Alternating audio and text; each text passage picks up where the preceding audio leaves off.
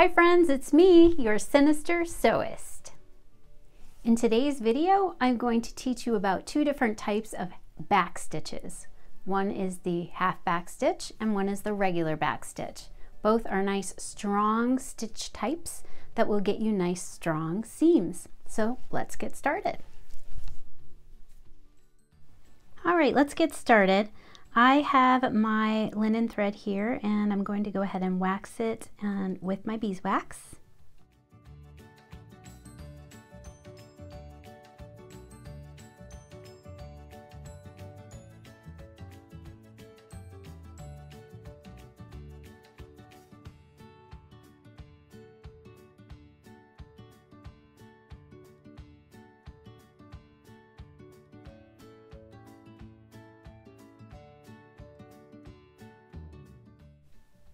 We're going to start off by learning how to do the half back stitch. So the half back stitch is a great stitch to do if you want the ease of a running stitch but the strength of a back stitch.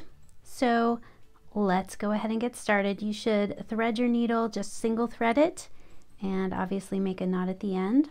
I've got 2 pieces of linen here, and what I'm going to do is begin sewing about 1 centimeter away from the edge of my fabric.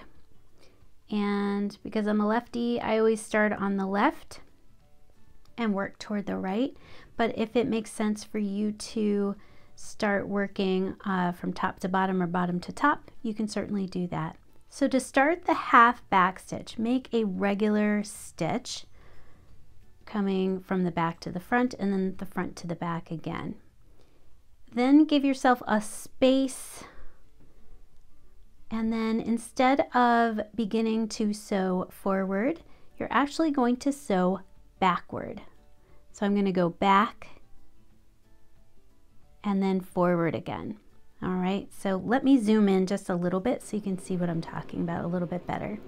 All right, I'm zoomed in, and so what I'm going to do next is create a stitch that starts behind where the thread is coming out of the fabric, and then I'm going to go beneath and come back out on the other side about like that. This takes a little bit of practice to get the spacing correct, because really what you're looking for is the same distance between the stitches as you have for stitch length.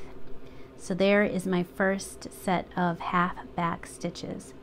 So down, beneath, come out the other side, like so.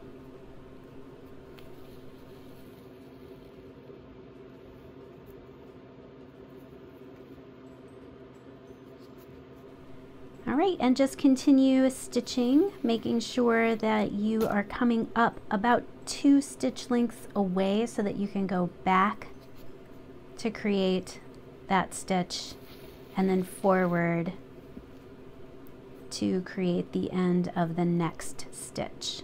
I hope that makes sense.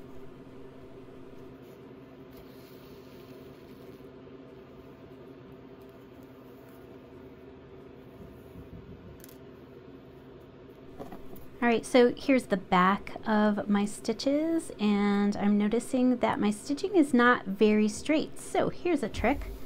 Take a ruler and a marking tool. I'm just using a pencil here, and mark where you want your seam to be, and that way you'll go in a straight line.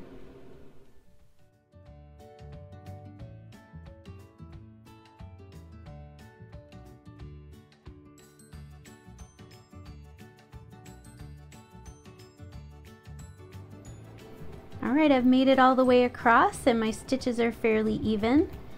I'm going to go ahead and make a knot at the back of my seam.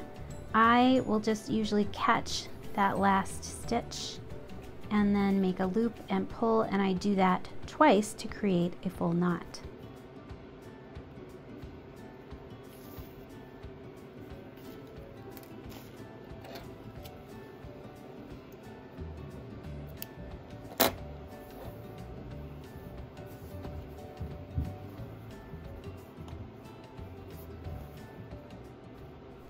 And you can see here that my stitches are fairly even. They're a little farther apart here than they are on the end.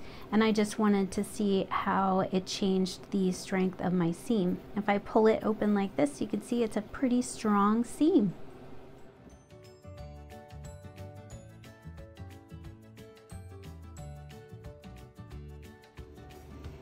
All right, so let's do the back stitch. I have gone ahead and marked where I want my seam to lie. And just like I do for all of my stitches, I'm starting from the back and creating one stitch, just like that. And then I'm going to give myself a space that is one stitch away. However long I want my stitch to be, that's where I'm going to come back to the front with my needle. Then go back to where that previous stitch ended. And you can kind of see it here. You should make sure that your stitches are touching.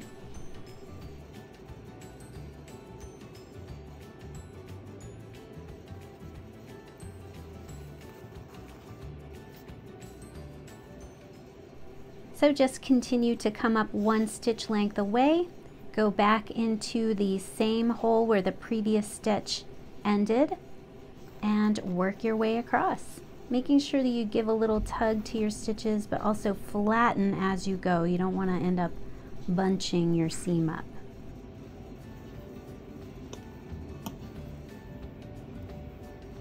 So now that I've shown you the mechanics of how the stitch works, here's how to make it go a little bit faster. So go down into the end of the previous stitch, go underneath, like that, and poke it back up by folding your fabric back just a little bit so that your needle can come through, making sure that your stitches will be even. So the space on either side of the thread should be approximately the same.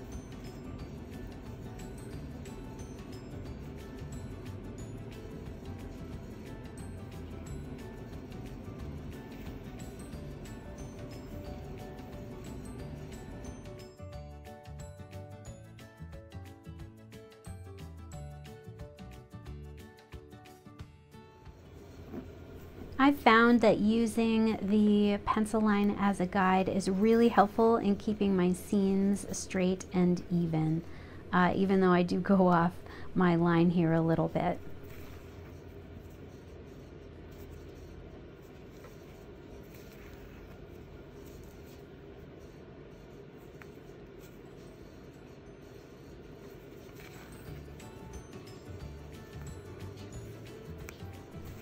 So occasionally you will lose at thread chicken, which means you run out of thread before you get to the end of a seam.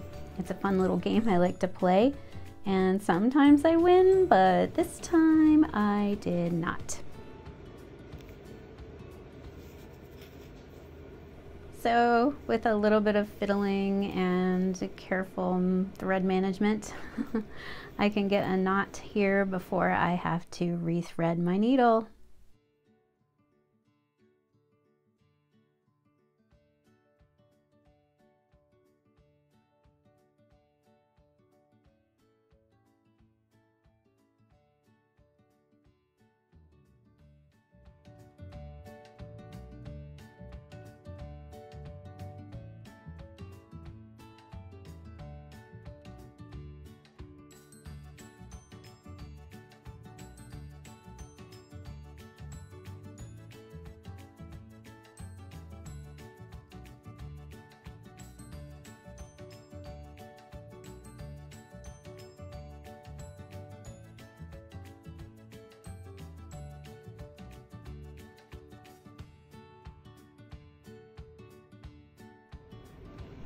All right, that's my sample back stitch.